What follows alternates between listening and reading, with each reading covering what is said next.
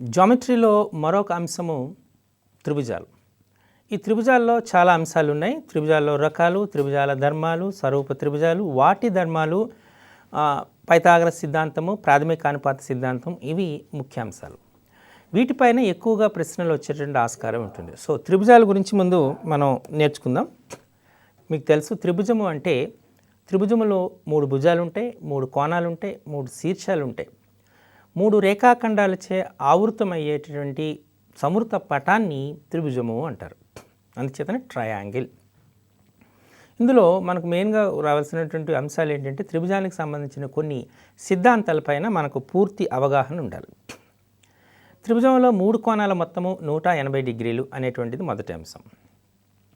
అలానే త్రిభుజంలో ఒక భుజాన్ని పొడిగిస్తే ఏర్పడు బాహ్య కోణము దాని అంతరాభిముఖ కోణాల మొత్తానికి సమానము అనేటువంటిది ఒక అంశం. మనం ఒక త్రిభుజం తీసుకుందాం. ఏబిసి అనేటువంటి త్రిభుజం. ఈ త్రిభుజంలో ఒక భుజాన్ని పొడిగించాం. భుజంలో ఒక భుజాన్ని పొడిగిస్తే ఏర్పడు దాన్ని మనం బాహ్య కోణము అంటారు. ఈ బాహ్య కోణము నాకు యాంగిల్ ఏ, యాంగిల్ బి అనేటువంటివి అంతరాభిముఖ కోణాలు అవుతాయి. ఫర్ ఎగ్జాంపుల్ దీన్ని ఎక్స్, దీన్ని వై, దీన్ని జెడ్ అని పేర్లు పెడితే x plus y is equal to z అవుతుంది. ఇది చాలా ఇంపార్టెంట్ థీరం. క్లియర్? ఓకే. అలాగే ఒక త్రిభుజం తీసుకున్నాం అనుకోండి. ఆ త్రిభుజంలో ఒక భుజానికి సమాంతరంగా గీచినటువంటి రేఖ మిగిలిన 2 భుజాలని ఒకే నిష్పత్తిలో విభజిస్తుంది. దీన్ని మనం ప్రాథమిక అనుపాత సిద్ధాంతము అంటారు. దీన్ని థేల్స్ సిద్ధాంతం అని కూడా అంటారు. మనం థేల్స్ సిద్ధాంతం అనేది చాలా ఇంపార్టెంట్. వీటిపైనే పూర్తిగా ఒక 2-3 అధ్యాయాలే ఇవ్వబడ్డాయి. కాబట్టి వీటిని మీరు చాలా జాగ్రత్తగా అబ్జర్వ్ చేస్తే, ఏబిసి అనేటువంటిది ఒక త్రిభుజం తీసుకుందాం. ఈ ఏబిసి త్రిభుజానికి డిఈ అనేటువంటి ఒక line, DE is parallel to BC అనుకోండి. DE is parallel to BC అయితే ఒక త్రిభుజంలో ఒక భుజానికి సమాంతరముగా గీచిన రేఖ మిగిలిన 2 భుజాలని ఒకే నిష్పత్తిలో విభజిస్తుంది. అంటే AD by DB, AD by DB is equal to AE by EC.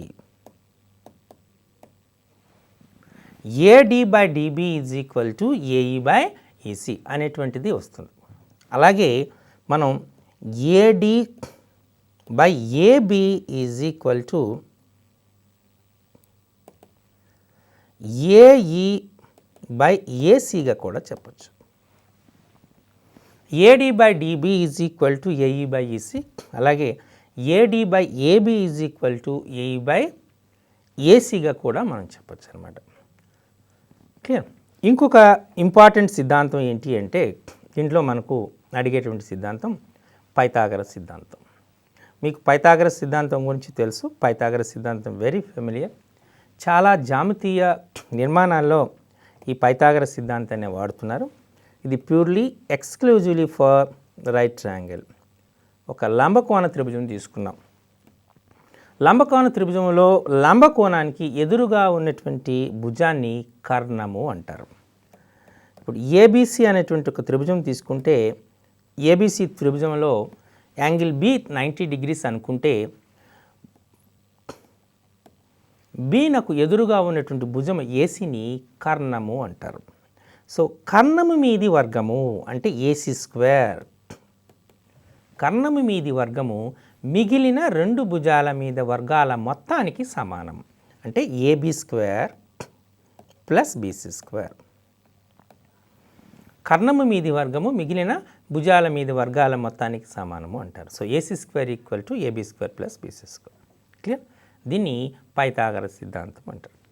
Pythagoras సిద్ధాంత విపర్యం కూడా అవసరమే. ఏదైనా ఒక త్రిభుజంలో ఒక భుజం మీద వర్గము మిగిలిన 2 భుజాల మీద వర్గాల మొత్తానికి సమానము అయితే ఆ త్రిభుజము లంబకోణ త్రిభుజము అని కూడా అంటారు. వీటితో పాటు మనకు మరొక సిద్ధాంతం, యాక్చువల్లీ ఈ సిద్ధాంతాన్ని మనం పైథాగరస్ సిద్ధాంతాన్ని, ప్రాథమిక అనుపాత సిద్ధాంతాన్ని అప్లై చేస్తే మనకు వచ్చినటువంటి దాన్ని మధ్యగతము అనేటువంటి తీసుకుంటాం. అంటే ఏబీసీ అనేటువంటి ఒక త్రిభుజం తీసుకుందాం. సో ఏబీసీ అనే త్రిభుజంలో ఏబీ యొక్క మధ్య బిందువు డి అనుకుందాం, ఏసీ యొక్క మధ్య బిందువు ఈ అనుకుందాం. ఈ రెండింటినీ మనం కలిపితే DE is parallel to BC అవుతుంది. అలానే DE equal to half BC అవుతుంది. DE is parallel to BC, DE equal to half BC అవుతుంది. ఒక త్రిభుజంలో ఒక భుజానికి సమాంతరంగా గీచినటువంటి రేఖ మిగిలిన రెండు భుజాలని ఒకే నిష్పత్తిలో విభజిస్తుంది అనేటువంటిది అనుకున్నాం కదా. సో మనం దీనికి అప్లికేషన్ ఏంటంటే రెండు సిద్ధాంతాలు వస్తాయి. ఒక త్రిభుజంలో ఒక భుజం యొక్క మధ్య బిందువుగా గుండా గీయబడినటువంటి రేఖ, ఒక త్రిభుజంలో ఒక భుజం యొక్క మధ్య బిందువు గుండా గీయబడిన రేఖ రెండో భుజానికి సమాంతరముగా ఉంటే మూడో భుజాన్ని సమద్విఖండన చేస్తుంది. దీన్నే మరొక రకంగా చెప్పచ్చు. ఎలా అంటే త్రిభుజంలో ఒక భుజం యొక్క మధ్య బిందువు గుండా రెండో భుజానికి సమాంతరంగా గీయబడిన రేఖ మూడో భుజాన్ని సమద్విఖండన చేస్తుంది అని అంటారు. దీన్ని మిడ్ పాయింట్ థీరం అంటారు. దీన్ని ఇంకో రకంగా అప్లికేషన్ చెప్పచ్చు. ఒక త్రిభుజంలో రెండు భుజాల మధ్య బిందువును కలిపేటటువంటి రేఖాఖండము మూడో భుజానికి సమాంతరంగా ఉంటుంది, అందులో సగం ఉంటుంది. DE is parallel to BC and DE equal to half BC అనేటువంటిది చెప్పచ్చు. ఇది మనకు మిడ్ పాయింట్ థీరం అనేటువంటి అంటారు. ఇంకొక థీరాన్ని కూడా మనం జనరల్గా ఉపయోగిస్తాం. ఆ సిద్ధాంతాన్ని కూడా పరిగణలో తీద్దాం. సో ఒక త్రిభుజాన్ని తీసుకుందాం. ఏదైనా ఒక త్రిభుజము ఏబీసీలో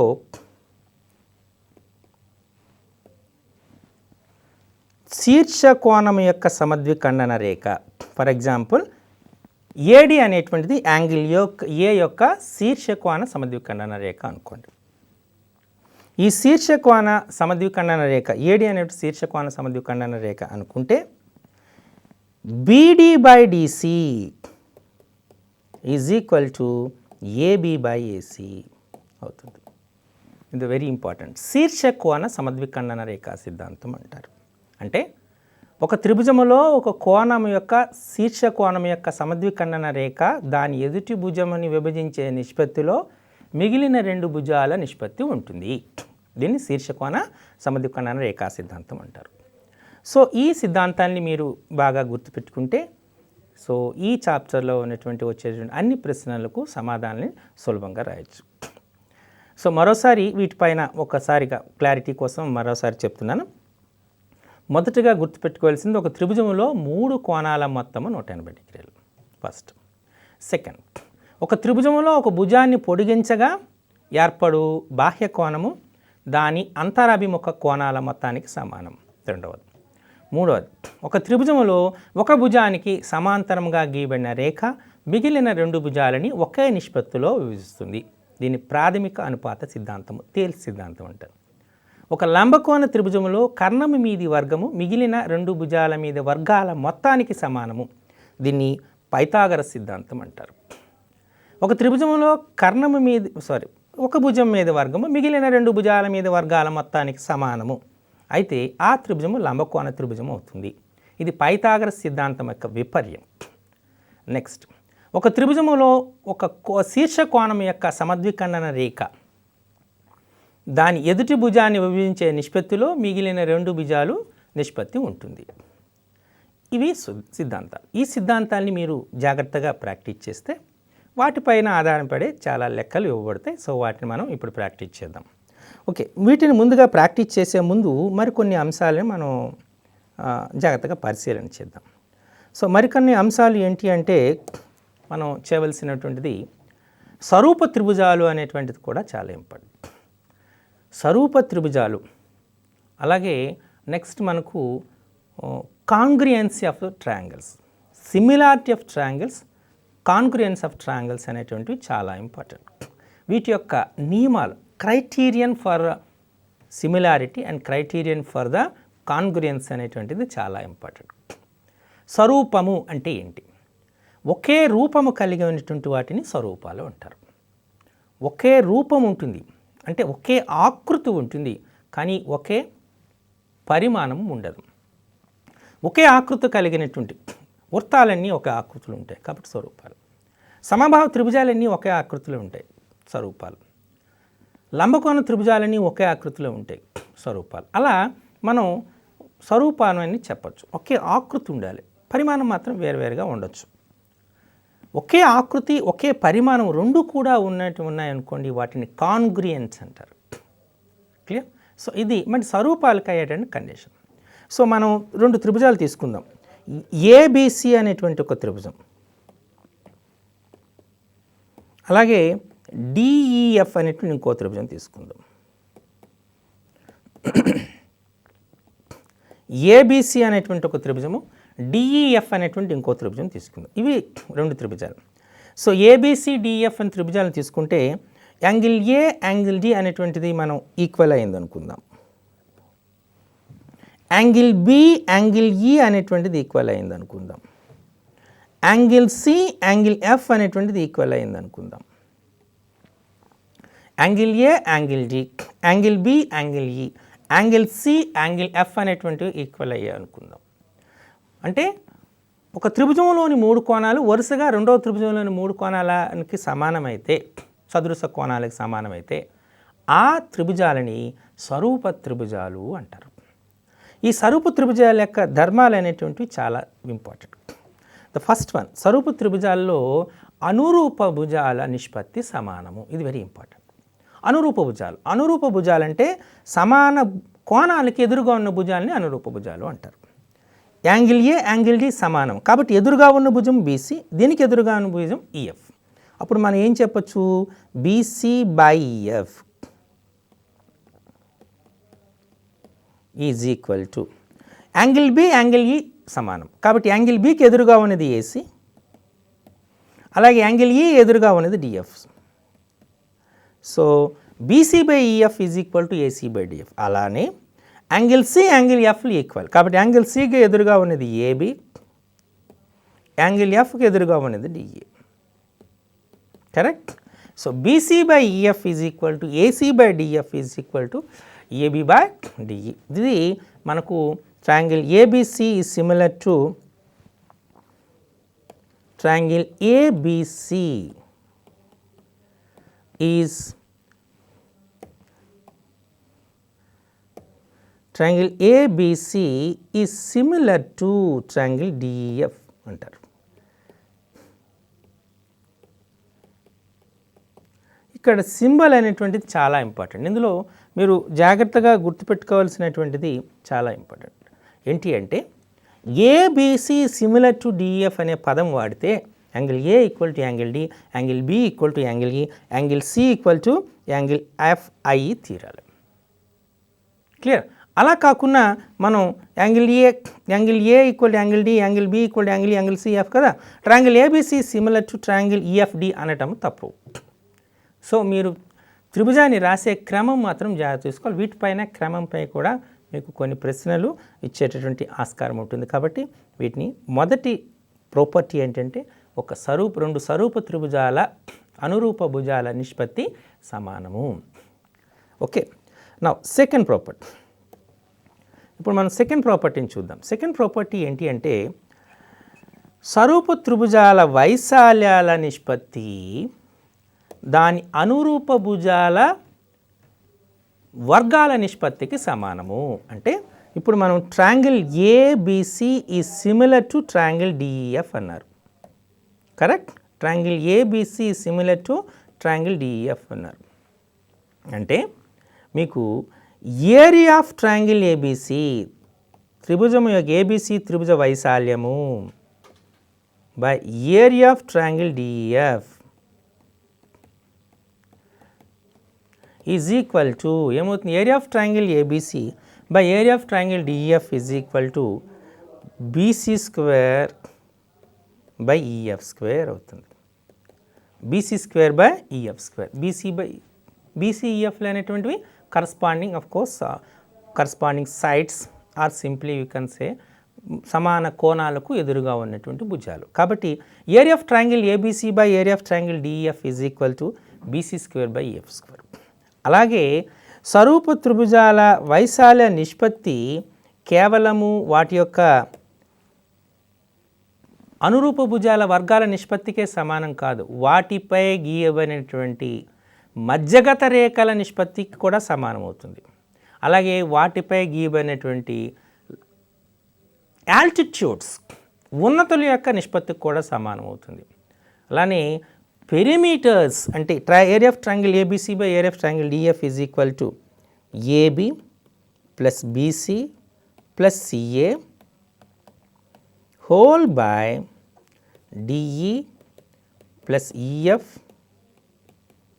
ప్లస్ డిఎఫ్. అనురూప భుజాల నిష్పత్తే సమానం కాకుండా ఈ రెండు స్వరూప త్రిభుజాల వైశాల్యాల నిష్పత్తి వాటి యొక్క పెరిమీటర్స్ చుట్టుకొలతల నిష్పత్తికి కూడా సమానం అవుతుంది. సో ఇవి కొన్ని ధర్మాలు, స్వరూప త్రిభుజాల యొక్క ధర్మాలు. ఈ ధర్మాలని అనుసరించి మనకు కొన్ని లెక్కలు అనేటువంటివి ఇవ్వబడ్డాయి. ఆ లెక్కల్ని మనం ప్రాక్టీస్ చేస్తే మనం సులభంగా మంచి మార్కులు తెచ్చుకునేటువంటి ఆస్కారం ఉంటుంది. ఇప్పుడు మనం కొన్ని లెక్కల్ని వాటిని పరిశీలనిద్దాం. ఒకదానికొకటి జాగ్రత్తగా అబ్జర్వ్ చేస్తే మొదటగా మనం ఇంతకుముందు జరిగినటువంటి పరీక్షల్లో ఇచ్చినటువంటి ప్రశ్నల్ని మనం పరిశీలన చేద్దాం. ఆ తర్వాత మరికొన్ని మాదిరి ప్రశ్నలు కూడా ప్రాక్టీస్ చేసే అవకాశం ఉంటుంది. ఏబిసి అనేటువంటిది ఒక త్రిభుజం. క్లియర్? ఇందులో డిఏ అనేటువంటిది ఒక సమాంతర రేఖ. ఏడి విలువ 1.5 సెంటీమీటర్స్, బీడీ విలువ 3 సెంటీమీటర్స్ అండ్ ఏఈ విలువ 1 సెంటీమీటర్. అయితే ఈసీ విలువ ఎంత? ఇది అడిగినటువంటి ప్రశ్న. క్లియర్? సో మోస్ట్లీ నేను ఆల్రెడీ చెప్పాను, మేము ఎస్పెషల్లీ ఈ జామెట్రీ ప్రాబ్లమ్స్ మీరు సాల్వ్ చేస్తున్నప్పుడు మీరు చేయవలసినటువంటి పని బై అబ్జర్వేషనే కొన్ని క్వశ్చన్ యొక్క ఆన్సర్ని చేసేవచ్చు. ప్రతిసారి కూడా సూత్రాన్ని వేసి చేయవలసిన పని లేదు. ఇది 1.5. మనం ఈ రెండు ప్యారలల్ అనే ఎప్పుడు అన్నామో AD by DB is equal to AE by EC అవుతుంది, అంతేనా? ఓకే, అంటే ఇది 1.5 ఉంది, ఇది 3 ఉంది. ఈ రెండింటికి మధ్య సంబంధం ఎంత? 1.5 2 is 3. ఓకే, కాబట్టి ఇక్కడ మధ్య సంబంధం కూడా ఎంత ఉండాలి? 2 ఉండాలి. కాబట్టి దీని ఆన్సర్ ఎంత రావాలి? ఈసీ ఈజ్ ఈక్వల్ టు 2 అని డైరెక్ట్గా చెప్పేశాను. 2 సెంటీమీటర్ చెప్పవచ్చు, ఆన్సర్ చెప్పవచ్చు. అదర్వైజ్ మీకు కావాలనుకుంటే అప్పుడు ఏం చేయాలి? 1.5 by 3 is equal to 1 by ఇది తెలియదు కదా X.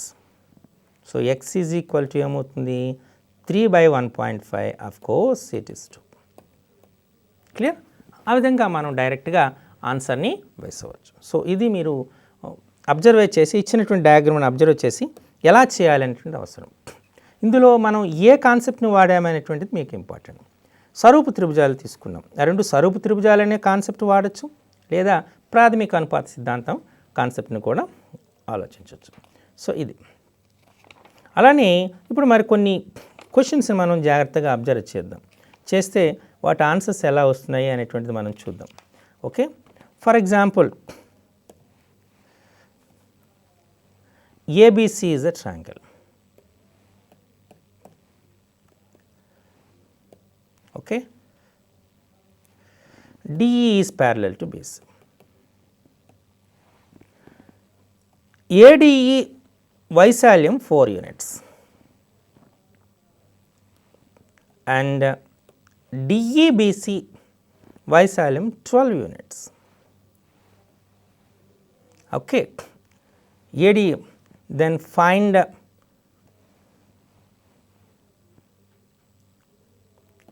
DE by BC. This is a question. Area of triangle ADE is equal to 4 units and area of trapezium BCED is equal to 12 units. Then what is the value of DE by BC, ఇది question. ఇక్కడ ADE అనేటువంటిది 4 units, బీసీఈడి యొక్క ట్రిపిజియం యొక్క వైశాల్యం 12 units. కాబట్టి ABC the మొత్తము వైశాల్యం ఎంత ఉంది? 16 యూనిట్స్, 12 + 4. ఇప్పుడే మనం ఫార్ములా నేర్చుకున్నాం. Area of triangle ADE by area of triangle ABC మొత్తం త్రిభుజం వైశాల్యం is equal to area of triangle AD by area of triangle ABC equal to how much? 4 by 4 + 12 16 is equal to DE by BC, అంతేనా? DE by BC. కాబట్టి so 4 1s 4 4s, so DE by BC equal to how much? 1/4. DE by BC equal to 1/4. Okay, ఈ రకంగా మనం సూత్రాన్ని వాడి లేదా అప్లికేషన్స్ని వాడి సులభంగా మనం క్వశ్చన్స్ని ఆన్సర్ చేసేటటువంటి ఛాన్సెస్ ఉన్నాయి. ఓకే, నెక్స్ట్ ఇంకొక క్వశ్చన్ మనం చూద్దాం. ఒక త్రిభుజం తీసుకుందాం. ఏబిసి అనేటువంటి ఒక త్రిభుజం తీసుకుందాం. పి అనేటువంటిది దాని అంతరాళంలో ఒక బిందువు. ఈ పి అనే బిందువు గుండా 3 భుజాలకి 3 సమాంతర రేఖల్ని గీసాం. ఈ 2 సమాంతరము, ఈ 2 సమాంతరము, అలానే ఇది ఈ 2 సమాంతరం. ఓకే, ఈ 3 చిన్న త్రిభుజాల యొక్క వైశాల్యాలు, ఒక త్రిభుజం యొక్క వైశాల్యం 4 యూనిట్స్, ఒక త్రిభుజం యొక్క వైశాల్యం 9 యూనిట్స్, ఇంకొక త్రిభుజం వైశాల్యం 16 యూనిట్స్ అని ఇచ్చాడు. 4 యూనిట్స్, 9 యూనిట్స్, 16 యూనిట్స్. అయితే త్రిభుజం ఏబిసి యొక్క మొత్తము వైశాల్యము ఎంత అని అడిగాడు. దీన్ని చేస్తే మీకు చాలా లెందీ ప్రాసెస్ వస్తుంది, అట్లీస్ట్ 15 to 20 స్టెప్స్ వస్తాయి. కానీ దీనికి సింపుల్గా మనం సాల్వ్ చేయాలంటే ఏరియా ఆఫ్ ట్రయాంగిల్ ఏబిసి అనేటువంటి ఒక వైశాల్యము is equal to √4 plus √9 plus √16 whole square. √4 అంటే ఎంత? 2. √9 అంటే ఎంత? 3. √16 అంటే ఎంత? 4. సో 2 + 3 + 4 హోల్ స్క్వేర్ 9 స్క్వేర్ అంటే 81. క్లియర్? సో 81 యూనిట్స్ అని ఆన్సర్ చెప్పవచ్చు. This is a most useful. See, so application అనేటువంటి చాలా ఇంపార్టెంట్. ఇది ఏ కాన్సెప్ట్ మీద చేశాము అంటే ఈ త్రిభుజము, ఈ చిన్న త్రిభుజము మొత్తము త్రిభుజము స్వరూప త్రిభుజాలు. అలా ఈ త్రిభుజము మొత్తం ఏబిసి త్రిభుజం స్వరూప త్రిభుజాలు, ఈ త్రిభుజము స్వరూప త్రిభుజాలు. కాబట్టి area of ratio of similar triangles is equal to the area of squares of corresponding sides, the ratio of squares of corresponding. ఈ కాన్సెప్ట్ని మనం వాడి ఈ సులభంగా సాల్వ్ చేయగలిగాం. ఓకే, నా మరికొన్ని ప్రాబ్లమ్స్ని మనం సాల్వ్ చేయడానికి ప్రయత్నం చేద్దాం. ఓకే, సో మనం ఒక లంబకోణ త్రిభుజం ఇచ్చాడు. ఓకే, లంబకోణ త్రిభుజం. ఆ లంబకోణ త్రిభుజంలో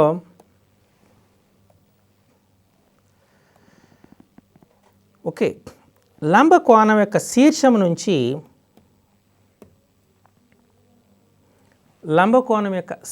నుంచి ఒక లంబం గీయబడింది. ఫర్ ఎగ్జాంపుల్ దాన్ని బీడీ అనుకుందాం. ఆ లంబం యొక్క పొడవు P. Okay, AC is equal to, దీన్ని మనం ఫర్ ఎగ్జాంపుల్ దీన్ని ఓకే బి అంటున్నాను, దీన్ని సి అనేది అంటున్నాను. సో ఈ భుజము కర్ణము యొక్క సి అనుకుందాం, అలాగే దీని లెంత్ ఏ అనుకుందాం, అలాగే దీని లెంత్ని బి అనుకుందాం. ఇప్పుడు వాడు అడిగే ప్రశ్న ఏంటంటే పీసీఏబీల మధ్య సంబంధం చెప్పండి అంటాడు. లేదు, పీసీఏబీల మధ్య సంబంధం ఏంటి? క్వశ్చన్ అర్థమైందా? ఏసీబీ అనేటువంటి ఒక లంబకోణ త్రిభుజం, యాంగిల్ సి అనేటువంటిది 90 degrees, యాంగిల్ సి నుంచి ఏబీపై గీయబడినటువంటి లంబం యొక్క పొడవు పి అయితే వాటి యొక్క భుజాలు ఏబీసీలు అయితే వాటి మధ్య సంబంధం ఏంటి? ఈ లెక్కని చాలా లెందీగా చేయొచ్చు, కానీ మీరు కాస్త ఆలోచిస్తే త్రిభుజ వైశాల్యము అనే సింపుల్ కాన్సెప్ట్ని వాడితే మీరు ఈజీగా ఆన్సర్ చేసేయచ్చు. త్రిభుజ వైశాల్యం సూత్రం ఏంటి? ఆఫ్ భూమి ఇంటూ ఎత్ కదా. ముందు త్రిభుజాన్ని ఎలా తీసుకుంటున్నాను, ఇలా తీసుకుంటే మనకేమవుతుంది? ఆఫ్ ఏబి, అంతేనా? త్రిభుజ వైశాల్యం భూమి ఏ, ఎత్తు బి, ఆఫ్ ఏబి. త్రిభుజాన్ని ఈ రకంగా చూస్తున్నాం, ఇక్కడ పీసీ ఉంది కాబట్టి ఏమవుతుంది? దీని విలువ ఆఫ్ పీసీ. మనం చూసేటటువంటి ప్రొజెక్షన్ ఈజ్ డిఫరెంట్, కానీ విలువలు సమానం కాబట్టి of get cancel. So PC is equal to AB. ఇది ఏబిసిపిల మధ్య సంబంధం. ఈ విధంగా కూడా కొన్ని క్వశ్చన్స్ని అడిగే ఛాన్సెస్ ఉన్నాయి. ఇవన్నీ ప్రీవియస్ ఎగ్జామ్లో అడిగిన క్వశ్చన్స్, వాటిని నేను ఇప్పుడు కాన్సెప్ట్ తీసుకొని చెప్తున్నాను. క్లియర్? ఓకే. మరి కొన్ని క్వశ్చన్స్ని మనం చూద్దాం. అంటే ఆల్రెడీ పరీక్షల్లో ఇచ్చినటువంటి వాటిని మనం ఇప్పుడు ప్రాక్టీస్ చేస్తే వాటిని ఎలా ఇస్తారు, ఎలా చేయాలి అనేటువంటి ఆన్సర్ని చూద్దాం. సో ఇందులో మనం బాగా గుర్తుపెట్టుకోవాల్సింది ఏంటి అంటే సిద్ధాంతాలు, వాటి యొక్క అప్లికేషన్. సిద్ధాంతాలు, వాటి అప్లికేషన్ అనేది చాలా ఇంపార్టెంట్. ఒక్కొక్క సందర్భంలో కొన్నిసార్లు మనం చేసేటప్పుడు వాటి యొక్క కోణం విలువలు, అది ఎలా సాల్వ్ చేస్తారు అనేటువంటిది కూడా ఆధారపడుతుంది. ఫర్ ఎగ్జాంపుల్ మనం ఈ క్వశ్చన్ చూద్దాం. ఈ జామెట్రీని ఆల్జీబ్రాతో అన్వయించి కూడా కొన్నిసార్లు క్వశ్చన్స్ ఇస్తాడు. అలాగే జామెట్రీని నెంబర్ సిస్టమ్తో కూడా అన్వయించి కొన్ని క్వశ్చన్స్ ఇస్తారు. జామెట్రీని నెంబర్ థియరీతో అడిగే క్వశ్చన్స్కి ఫర్ ఎగ్జాంపుల్ చూద్దాం. ఒక లంబకోణ త్రిభుజములో కనిష్ట భుజము 47 యూనిట్స్, కనిష్ట భుజము పొడవు 47 యూనిట్స్. మిగిలిన రెండు భుజాలు పూర్ణ సంఖ్యలు, ధన పూర్ణ సంఖ్యలు అయినచో దానికి సాధ్యమయ్యే చుట్టుకొలత విలువ ఎంత అన్నాడు. క్వశ్చన్ మరోసారి చెప్తున్నా. ఒక లంబకోణ త్రిభుజములో కనిష్ట భుజము పొడవు 47 సెంటీమీటర్లు, మిగిలిన భుజాలు ధన పూర్ణ సంఖ్యలు, దానికి సాధ్యమయ్యే కనిష్ట చుట్టుకొలత ఎంత? ఇది అడిగిన క్వశ్చన్. సో అప్పుడు మీరు చేయవలసిన పని ఏంటి? ఒక లంబకోణ త్రిభుజం తీసుకోండి. ఈ లంబకోణ త్రిభుజంలో కనిష్ట భుజము అంటే కర్ణము గరిష్ట భుజం కాబట్టి ఈ రెండు భుజాల్లో ఏదో ఒక భుజం. ఫర్ ఎగ్జాంపుల్ దీన్ని 47 అనుకున్నారు. ఈ భుజము తెలియదు ఎం, ఈ భుజము తెలియదు ఎన్, తెలియదు కాబట్టి ఎం. ఇప్పుడు పైథాగరస్ సిద్ధాంతాన్ని అప్లై చేద్దాం. పైథాగరస్ సిద్ధాంతాన్ని అప్లై చేస్తే ఏమొస్తుంది?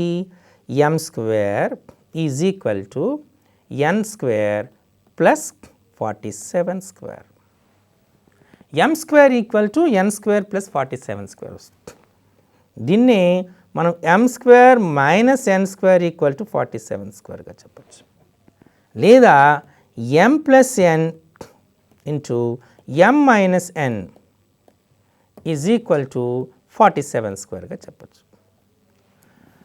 So mostly as per my knowledge goes, నాకు తెలిసినంత వరకు అందరూ కూడా ఈ సమస్యని ఇంతవరకు సాల్వ్ చేయగలుగుతారు. ఇందులో పెద్ద కష్టం ఏం లేదు, ప్రతి వాళ్ళు ఈజీగానే చేస్తారు. కానీ లాజిక్ ఉన్నది ఇక్కడే. ఇక్కడ 47 అనేది ఒక ప్రధాన సంఖ్య అని గుర్తుపెట్టుకోవాలి.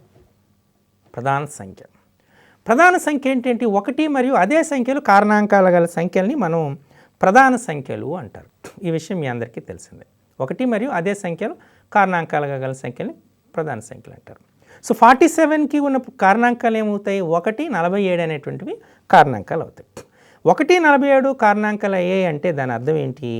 47 స్క్వేర్ని మనం 47 ఆఫ్ 47, ఇంకొకటి 47 స్క్వేర్ ఆఫ్ 1, ఈ రెండే మనకు ఉన్నటువంటి సాధ్యాలు. సో ఎం కర్ణము పొడవును సూచిస్తుంది, ఎన్ ఒక భుజం పొడవును సూచిస్తుంది. ఎం అనేది ధన పూర్ణాంకం. ఈ ఎం విలువ ఎన్ విలువ కంటే ఎక్కువ ఉంటుంది, అంతేనా? కర్ణమే గరిష్టమైనటువంటి పొడవు కలిగినటువంటి భుజం కదా. సో ఎం విలువ ఎన్ కంటే ఎక్కువ ఉంటుంది. అంటే ఎం ప్లస్ ఎన్ విలువ ఎం మైనస్ ఎన్ కంటే ఎక్కువ ఉంటుంది, అంతేనా? ఎం ప్లస్ ఎన్ విలువ ఎం మైనస్ ఎన్ కంటే తక్కువ కానీ సమానంగా ఉండేటువంటి సందర్భము ఉండదు. ఎం ప్లస్ ఎన్ ఎం మైనస్ ఎన్ రెండు వేరువేరుగా ఉంటాయి. ఎం ప్లస్ ఎన్ విలువ ఎం మైనస్ ఎన్ కంటే ఎక్కువ ఉంటుంది. అంటే ఇప్పుడు ఎం ప్లస్ ఎన్ని 47, ఎం మైనస్ ఎన్ని కూడా 47 అని తీసుకునే సందర్భం ఉంటుందా? ఉండదు. సో ఇది మనకు సాధ్యం కాదు. సో మిగిలినటువంటిది ఏంటి? 47² 1. ఇప్పుడే అనుకున్నట్టు ఎం ప్లస్ ఎన్ విలువ ఎం మైనస్ ఎన్ కంటే ఎక్కువ ఉంటుంది. ఎం ప్లస్ ఎన్ విలువ ఎం మైనస్ ఎన్ కంటే ఎక్కువ ఉంటుంది అంటే అర్థం ఎం ప్లస్ ఎన్ అనేది 47² అయి తీరాలి. So M plus N is equal to 47². Correct? Okay, మనకు కావాల్సింది ఏంటి? పెరిమీటర్, చుట్టుకొలత. అంటే 3 భుజాల మొత్తం అంటే ఎం ప్లస్ ఎన్ ప్లస్ 47 ఇది కదా చుట్టుకొలత సూత్రం.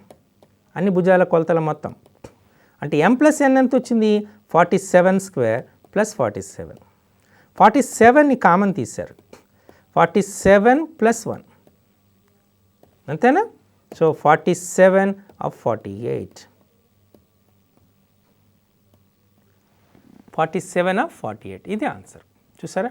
అంటే ఈ లెక్కని మనం కాన్సెప్ట్ ఏంటి, ఏ రకంగా అది అన్వయింపబడింది, దేనితో అనుసంధానించబడింది అనేటువంటిది ఆలోచన వస్తే డెఫినెట్గా ఈ క్వశ్చన్ సులభంగా సాల్వ్ చేయొచ్చు. లేదా అంటే కొద్దిగా ఇబ్బంది పడవలసినటువంటి ఆస్కారం ఉంటుంది. కాబట్టి మీరు ఏ కాన్సెప్ట్ ఇచ్చారు ఆ కాన్సెప్ట్ని మనం ఎలా సాల్వ్ చేయాలి అనే దానిపైన దృష్టి కేంద్రీకరించండి. ఇందులో మీకు చాలా ఇంపార్టెంట్ వర్క్ ఏంటంటే మనం ఏదైనా ఒక త్రిభుజం తీసుకున్నాం అనుకోండి, ఆ త్రిభుజంలో ఇప్పుడు మనం త్రిభుజం తీసుకున్నాం, ఏబిసి అనేటువంటి త్రిభుజం తీసుకున్నాం.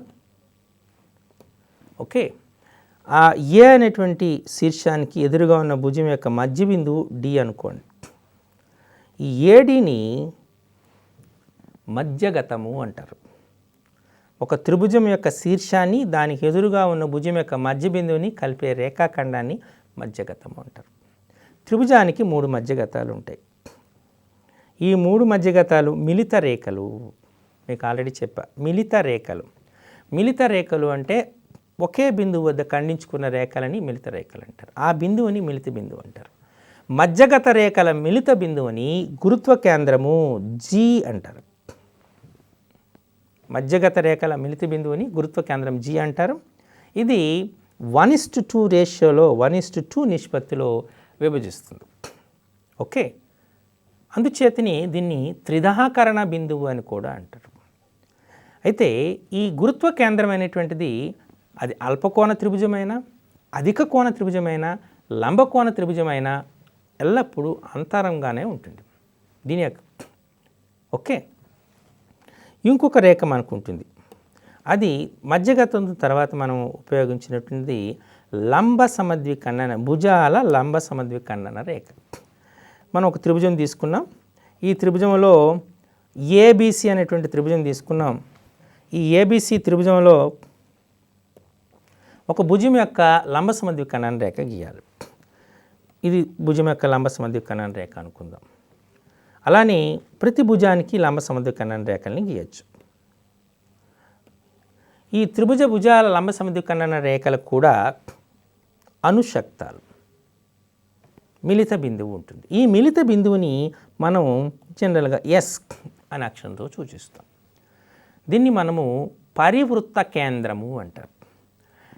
ఎందుచేత పరివృత్త కేంద్రం అంటారంటే ఏఎస్ని కానీ బిఎస్ని కానీ సిఎస్ని కానీ వ్యాసార్థంగా తీసుకొని ఒక వృత్తము గీస్తే ఆ వృత్తము ఈ త్రిభుజం యొక్క 3 శీర్షాల గుండా వెళ్తుంది. అందుచేతని దీన్ని పరివృత్తము అంటారు. దీన్ని పరివృత్త కేంద్రము అనేటువంటిది అంటారు. పరివృత్త కేంద్రము. ఒక త్రిభుజానికి గీయగలిగిన పరివృత్తాల సంఖ్య 1. కాబట్టి పరివృత్త కేంద్రం అంటే ఏంటి? త్రిభుజ భుజాల లంబ సమద్విఖండన రేఖల అనుశక్త బిందువుని మనము పరివృత్తము అంటారు, పరివృత్త కేంద్రము అంటారు. పరివృత్త కేంద్రానికి ఉన్న ఇంపార్టెన్స్ ఏంటి అంటే పరివృత్త కేంద్రము త్రిభుజ భుజాలకి, త్రిభుజ శీర్షాలకి సమాన దూరంలో ఉంటుంది. క్లియర్? ఇది అయితే పరివృత్త కేంద్రం అనేటువంటిది అన్ని త్రిభుజాలకు ఒకే రకంగా ఉండదు.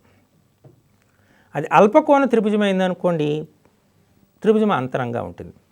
అదే లంబకోణ త్రిభుజం అయిందనుకోండి, కర్ణము యొక్క మధ్య బిందువు అవుతుంది. కర్ణము యొక్క మధ్య బిందువు. ఓకే, అది అధిక కోణ త్రిభుజం అయిందనుకోండి, అధిక కోణ త్రిభుజం అయిందనుకోండి బాహ్యముగా ఉంటుంది.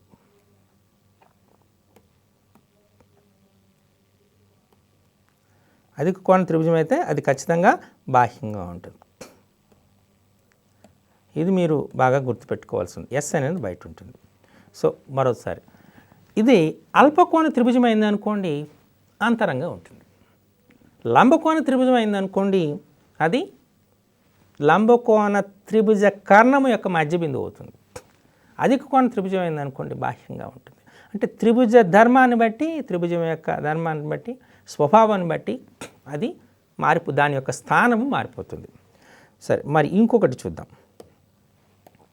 సో మనం ఏ త్రిభుజం తీసుకుందాం. ఇప్పుడు ఎన్ని రేఖలైనవి? మధ్యగతమైంది, భుజాల లంబ సమద్విఖండన రేఖలైనవి. ఇప్పుడు కోణ సమద్విఖండన రేఖ తీసుకుందాం. కోణ సమద్విఖండన రేఖ ప్రతి కోణాన్ని మనం సమద్విఖండన చేస్తూ గీయచ్చు. కరెక్ట్? ఈ కోణం తీసుకుందాం. ఈ కోణం యొక్క సమద్విఖండన రేఖ ఇది అనుకుందాం. అలాగే ప్రతి కోణానికి సమద్విఖండన రేఖ గీయచ్చు. ఈ 3 కోణ సమద్విఖండన రేఖలు కూడా అనుశక్తాలే. దీని యొక్క మిలిత బిందువుని అంతర్వృత్త కేంద్రము, ఇన్ సెంటర్ అంటారు. అయితే ఈ అంతర్వృత్త కేంద్రానికి ఉన్నటువంటి ఇంపార్టెన్స్ ఏంటంటే ఇది త్రిభుజ భుజాలకి అన్నిటికీ సమాన దూరంలో ఉంటుంది. త్రిభుజ భుజాలన్నిటికీ సమాన దూరంలో ఉంటుంది. సో త్రిభుజ భుజాలన్నింటికీ సమాన దూరంలో ఉంటుంది అంటే మనం ఒక లంబ దూరాన్ని మనం గీసామనుకోండి, ఈ ఒక అంతర్వృత్తానికి త్రిభుజం యొక్క భుజానికి మధ్య గల దూరాన్ని వ్యాసార్థంగా తీసుకొని వృత్తం గీసామనుకోండి, అది త్రిభుజ భుజాల యొక్క 3 భుజాలని అంతరంగా తాకుతూ పోతుంది. అందుచేత దీన్ని అంతర్వృత్తము అంటారు.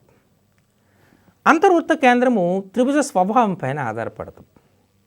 అల్పకోణ త్రిభుజమైన, లంబకోణ త్రిభుజమైన, అధిక కోణ త్రిభుజమైన ఇది త్రిభుజం యొక్క అంతరంగానే ఉంటుంది. చివరిగా మనకు ఇంకొకటి ఉంది. సో దాన్ని మనం చూద్దాం. త్రిభుజం యొక్క ఉన్నతి. త్రిభుజం తీసుకుందాం. ఒక త్రిభుజానికి లంబం గీయచ్చు, అంతేనా? ఉన్నతిని గీయచ్చు. ఏబిసి అనేటువంటి ఒక త్రిభుజం తీసుకుందాం. ఈ త్రిభుజానికి లంబం గీద్దాం, ఒక భుజం నుంచి లంబం. అలాగే ప్రతి శీర్షం నుండి దాని ఎదుటి భుజానికి లంబాన్ని గీయచ్చు కదా. సో మనకు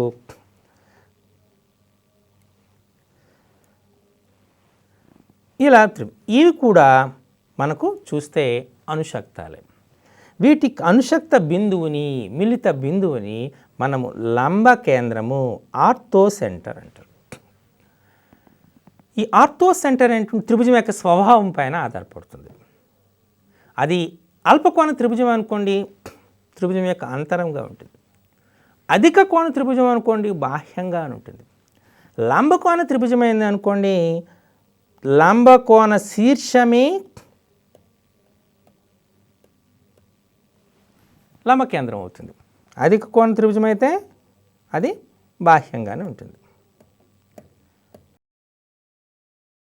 అందుచేత మనం ఈ 4 కేంద్రాల యొక్క స్వభావం, వాటి లక్షణాల గురించి తెలుసుకోవటం చాలా మంచిది. వీటిపైన మనకు ప్రశ్నలు వచ్చేటువంటి అవకాశం ఉంటుంది.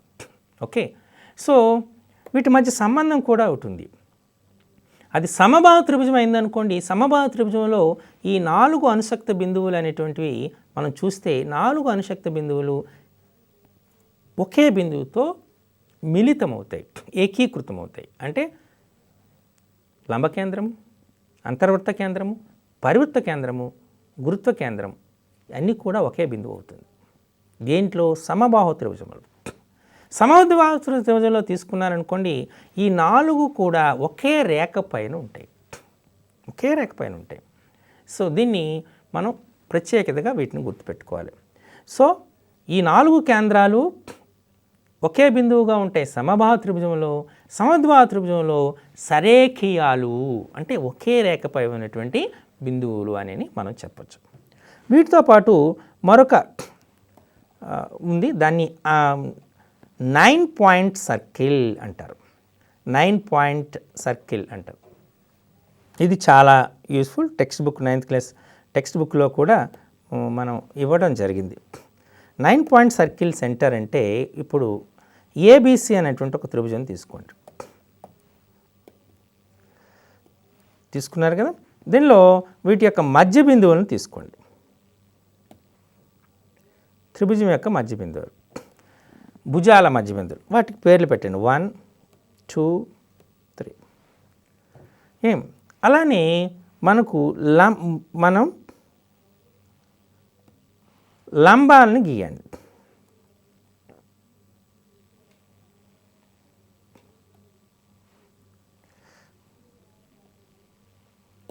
గీసారా? ఈ లంబ పాదాలని పాయింట్స్ పెట్టండి. 4 5 6. ఈ త్రిభుజంలో లంబాలు ఉన్నతులైనటువంటి అనుశక్తాలు కాబట్టి దానికి మీరు తీసుకుంటారు కదా. ఓకే, ఇప్పుడు దాన్ని ఓ అని పేరు పెట్టండి. ఓఏ మధ్య బిందువు, ఓబి మధ్య బిందువు, ఓసి మధ్య బిందువుని తీసుకోండి. వాటికి 7 8 9 అని పేరు పెట్టండి. అర్థమైందా? ముందు చేయవలసిన పని ఒక త్రిభుజాన్ని తీసుకోండి. ఆ త్రిభుజం యొక్క భుజాల మధ్య బిందువులను తీసుకోండి. 3 భుజాలు ఉన్నాయి, 3 మధ్య బిందువులు ఉంటాయి. సో 1 2 3 పేరు పెట్టండి. తర్వాత భుజాల మధ్య బిందువులు అయిన తర్వాత త్రిభుజ లంబ పాదాలని తీసుకోండి. భుజాల లంబ పాదాలు, వాటికి 4 5 6 అని పేరు పెట్టండి. అయింది. తర్వాత ఈ త్రిభుజ ఉన్నతులు అనుశక్తాలు కాబట్టి వాటి అనుశక్త బిందువుని మనం లంబ కేంద్రం అంటారు. ఆ ఓఏ ఓబి ఓసి ఆ రేఖాఖండాల యొక్క మధ్య బిందువుని 7 8 9 పెట్టండి. సో మనం ఎప్పుడైతే 7 8 9 అని పేరు పెట్టారో మొత్తం 9 బిందువులు వచ్చినాయి కదా. ఇప్పుడు O1ని కలపండి. కలిపిన వెంటనే మనకు ఒక రేఖాఖండం వస్తుంది. ఈ రేఖాఖండం యొక్క మధ్య బిందువుని ఎన్ అని పేరు పెట్టండి. ఎన్ అని పేరు పెట్టండి. ఎన్ అని పేరు పెట్టిన తర్వాత ఈ ఓఎన్ని వ్యాసార్థంగా తీసుకొని, ఓఎన్ కానీ ఎన్1 కానీ వ్యాసార్థంగా తీసుకొని ఎన్ కేంద్రముగా వృత్తాన్ని గీయండి. గీస్తే మీకు అప్పుడు వచ్చేటువంటి వృత్తము ఈ 9 బిందువుల గుండా వెళ్తుంది. కాబట్టి దీన్ని 9 పాయింట్ సర్కిల్ అంటారు. దాని యొక్క సెంటర్ని 9 పాయింట్ సర్కిల్ సెంటర్ అంటారు. దీని యొక్క ఇంపార్టెన్స్ ఏంటంటే ON is to NS is equal to 1:1. ON is to NS equal to 1:1. ఇది దీని యొక్క అర్థం. ON is to NS equal to 1 అంటే అర్థం ఏంటి? లంబ కేంద్రాన్ని పరివృత్త కేంద్రాన్ని కలిపే రేఖాఖండం యొక్క మధ్య బిందువు 9 పాయింట్ సర్కిల్ సెంటర్ అవుతుంది. ఇది చాలా ఇంపార్టెంట్ పాయింట్. సో ఇవి త్రిభుజంలో ఉన్నటువంటి మిలిత బిందువులు, వాటి యొక్క ధర్మాల గురించి మీరు నేర్చుకున్నారు. ఓకే, సో ఇప్పుడు మనం మరికొన్ని ప్రాబ్లమ్ బేస్డ్ క్వశ్చన్స్ చూద్దాం. ఇవి ఆల్రెడీ ఎగ్జామ్లో ఇంతకుముందు ఇచ్చినటువంటి వాటిని మనం జాగ్రత్తగా పరిశీలిద్దాం. ఒక త్రిభుజం ఇవ్వబడింది.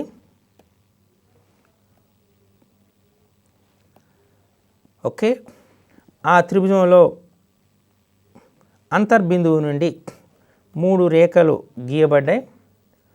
వాటి యొక్క వైశాల్యాలు ఇవ్వబడ్డాయి. ఒకదాని యొక్క వైశాల్యం 40 చిన్నవి, ఇంకొకటి 30, ఓకే, ఒకటి 35,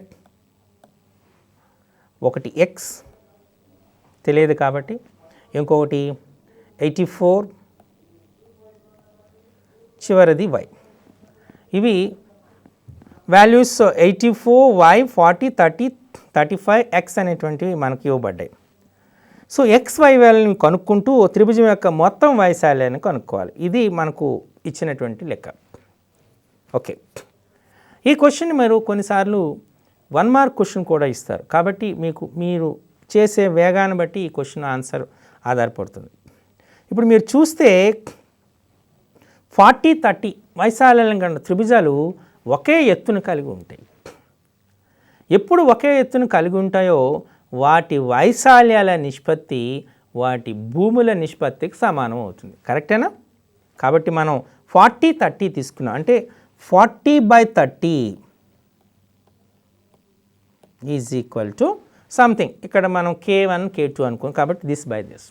ఇప్పుడు మొత్తం త్రిభుజం తీసుకుందాం, ఈ రెండు త్రిభుజాలు 84y40 x3530 తీసుకుంటే ఈ రెండు త్రిభుజాలు కూడా ఎత్తులు సమానమే.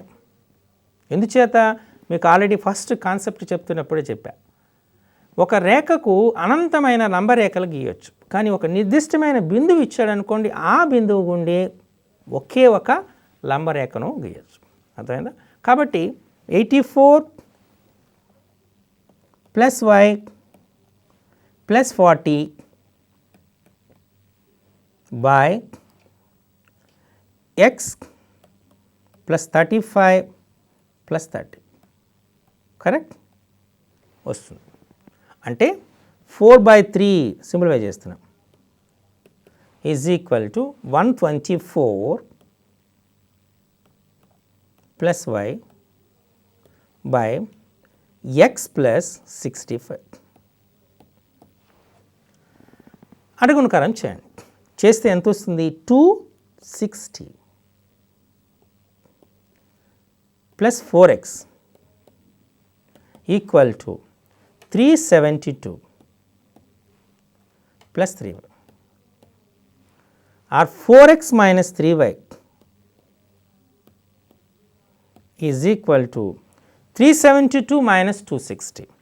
372 మైనస్ 260 అంటే 112. అంతేనా? ఇది మొదటి ఈక్వేషన్ నేను ఇక్కడ వేస్తున్నా. 4x minus 3y equal to 112. Clear? Okay. So ఇప్పుడు మనం ఒక సమీకరణం వచ్చింది. ఈ సమీకరణం ఆధారంగా ఇప్పుడు రెండో సమీకరణాన్ని మనం చేస్తే, ఇంకొక సమీకరణాన్ని కనుక్కుంటే, ఆ రెండు సమీకరణాన్ని సాల్వ్ చేస్తే మనకి x అండ్ y వాల్యూస్ వస్తాయి. ఓకే, ఇప్పుడు ఏది తీసుకుంటే బాగుంటుంది అనుకుంటున్నారు? ఇప్పుడు నా ప్రొజెక్షన్, ఇప్పుడు ఇంతకుముందు మనం చేసినటువంటి ప్రొజెక్షన్ ఏంటి? నిలువుగా చూసాం. ఇప్పుడు అడ్డగా చూద్దాం. అంటే 35xని బేస్గా తీసుకుందాం. 35xని బేస్గా తీసుకుంటే మనం 35/x is equal to 40 plus 30 plus 35 అంతేనా? 105 by y plus 84 plus x plus y 84 plus x plus y. So ఇప్పుడు మనం అండగుణకారం చేద్దాం. 35 1s 35 3s అంటే 3x is equal to 84 plus x plus y. దీన్ని ఎటువైపు పంపించామనుకోండి, 2x minus y is equal to 84. అంతేనా? మనం ఇప్పుడు సమీకరణ సాధన చేద్దాం. 2తో మల్టిప్లై చేద్దాం. 4x minus 2y equal to 168. ఇక్కడ అదే వేస్తున్నాం. 4x minus 2y equal to 168 తీసేస్తున్నాం. So y is equal to how much? 56. Okay, దీన్ని సబ్స్టిట్యూట్ చేసాం అనుకోండి. 2x minus 56 equal to 84. 2x equal to 140, x equal to 70. That's it. So ఇప్పుడు మనం మొత్తం త్రిభుజం వైశాం కావాలంటే సబ్స్టిట్యూట్ చేయండి. 40 plus 30 70 105. 105 plus 84. So 105 plus 84 means 189. 189 plus 189 plus correct.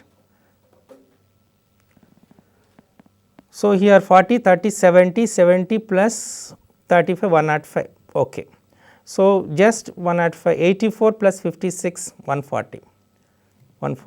So మనకు టోటల్గా మనకు ఆన్సర్ ఎంత వస్తుంది? ఇప్పుడు సాల్వ్ చేస్తే టోటల్గా చివరకు వచ్చినటువంటి దాని answer 315.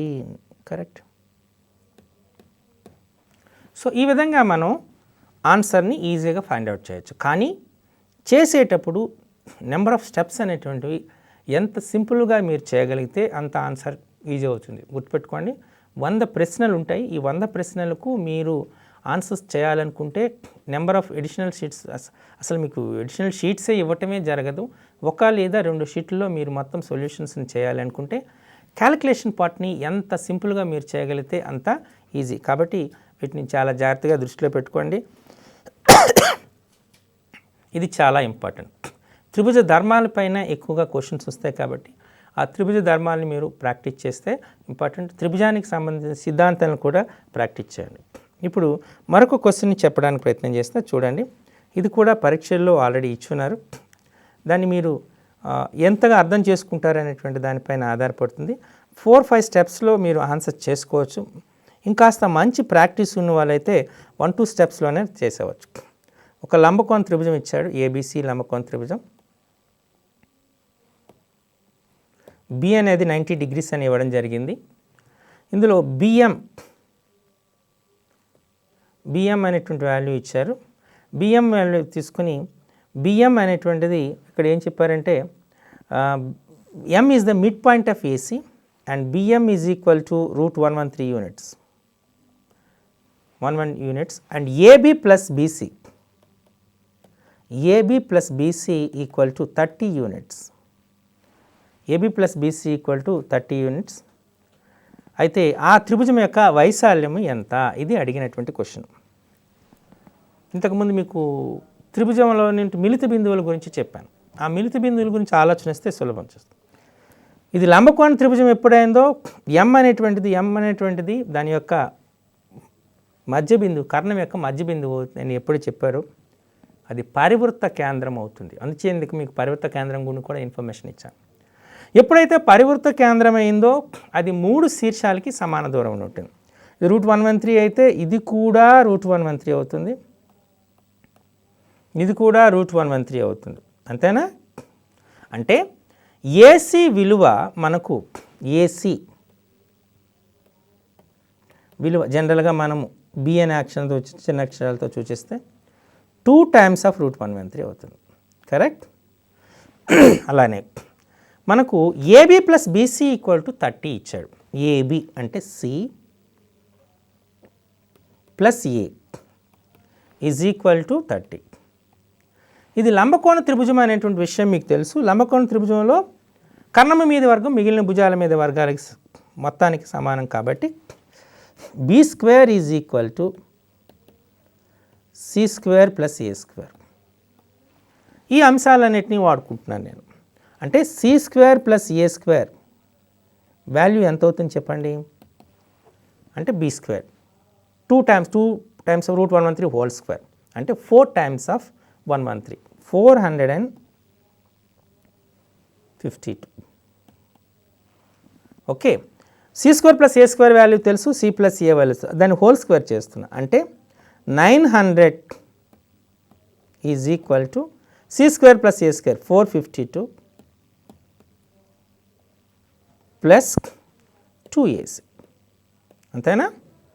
So or 448 equal to 2ac.